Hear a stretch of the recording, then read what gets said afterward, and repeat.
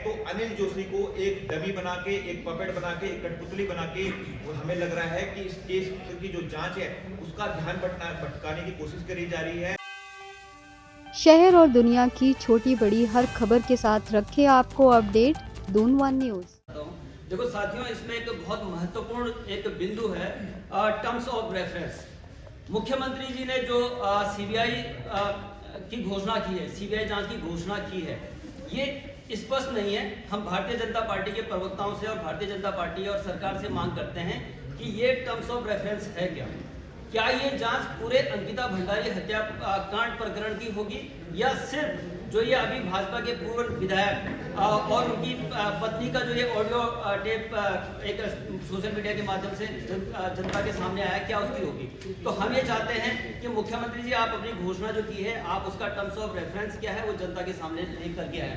इसके साथ हमारी मांग ये है कि भारतीय जनता पार्टी की सरकार, धामी सरकार, जो प्राइमा फेसी जो एक एविडेंस जो डिस्ट्रॉय करने का जो अपराध जो रेणु मिस्त्री ने किया है, उन पर भी मुकदमा दर्ज हो, और इस पूरे घटनाक्रम का जितना भी अंकिता भंडारी प्रकरण, चाहे वो ट्रैप हुई वहां से लेकर के और आज तक का जो घटनाक्रम है, इसमें पूरी सीबीआई जांच हो, ताकि दूध का दूध और पानी का पानी हो सके। धन्यवाद। क्योंकि ये वहाँ बैठे हैं जहाँ सब कुछ इनका है, जिसका मामा श्री कृष्ण, उसके लिए क्या दिक्कत है। ये ऐसे लोग हैं, इनको खुद इस्तीफा देके और इस जांच में सबका सहयोग करना चाहिए। मुख्यमंत्री जी को स्वयं किसी का भी यहाँ पे किसी का सहारा न लेकर, खुद यदि आप सेवक हैं और जनता के मुखिया हैं, तो आपको खुद ही आगे आना चाहिए और ऐसे लोगों को बिल्कुल दूर करें। इनकी बातों मतलब ये जो जोशी जी का जो नाम आया है, इसमें हम भी कोई लोग संतुष्ट नहीं कि कहाँ से आ गए, अचानक टपक रहे ऐसे कि जैसे अचानक जंगल से अचानक से गाँव के बीच में भालू आ जाता है।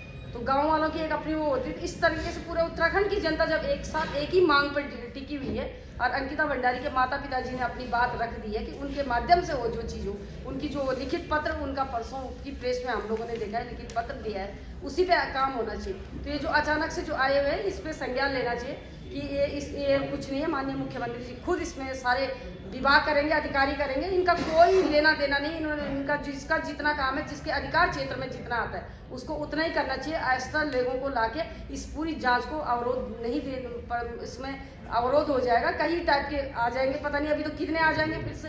तो ये चीजें नहीं होनी चाहिए। बस यही हमारा सवाल है कि इसमें जांच। इस पूरे घटनाक्रम में जो नाटकीय रूप है वो अनिल जोशी जी का है।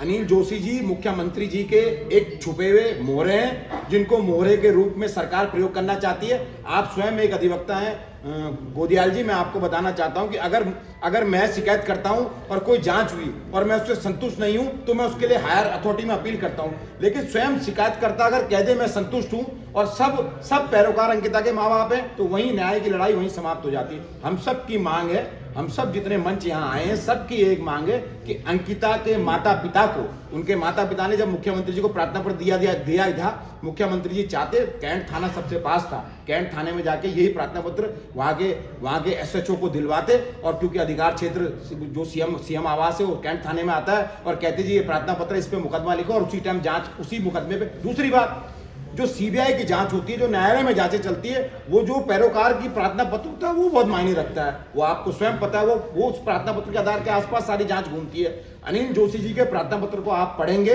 तो पूर्ण रूप से नाटकीय प्रार्थना पत्र है, जिससे अधूरे न्याय की हमें शंका। हम चाहते हैं अनिल जोशी को इस मामले से बाहर किया जाए। कि जो प्रेस कॉन्फ्रेंस किया आपने और अंकिता भंडारी हत्याकांड के, तो अभी गुत्थियां और उलझती चली जा रही हैं, तो आज की प्रेस कॉन्फ्रेंस में आपने मुख्यतः क्या बात रखी है? आज की जो कॉन्फ्रेंस है, तो इसमें सभी लोगों ने मिलकर, जो भी समाज सेवा से जो जुड़े हुए हैं, जो संगठनों से जुड़े हैं, सभी भाई लोग हमारे इसमें थे। और हम लोग तो किसी ऐसे पर्सनल, एक ऐसे नहीं कि किसी पार्टी से हैं तो तभी आवाज उठाएंगे।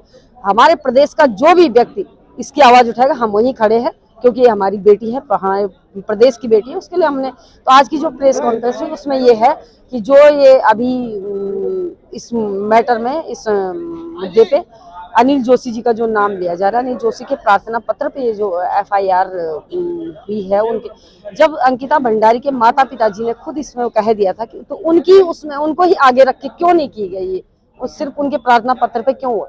इसका यह है कि इनको इस मुद्दे से बिल्कुल हटा दिया जाए, क्योंकि जांच अवरोध होगी उससे।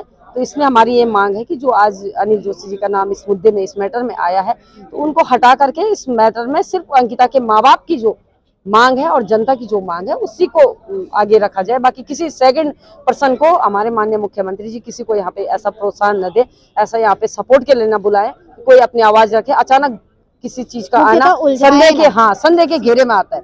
अचानक जो आदमी, हमने उस मैटर जब से ये केस हुआ तब से हमने उनको नाम तक नहीं सुना, देखा तक नहीं उनको सड़कों पे कहीं पे आवाज उठाते हुए। अचानक किसी चीज का आना और ऐसे लोगों का आना संदेह, कहीं ना कहीं संदेह के घेरे में रहता है। इसलिए हमने आज प्रेस कॉन्फ्रेंस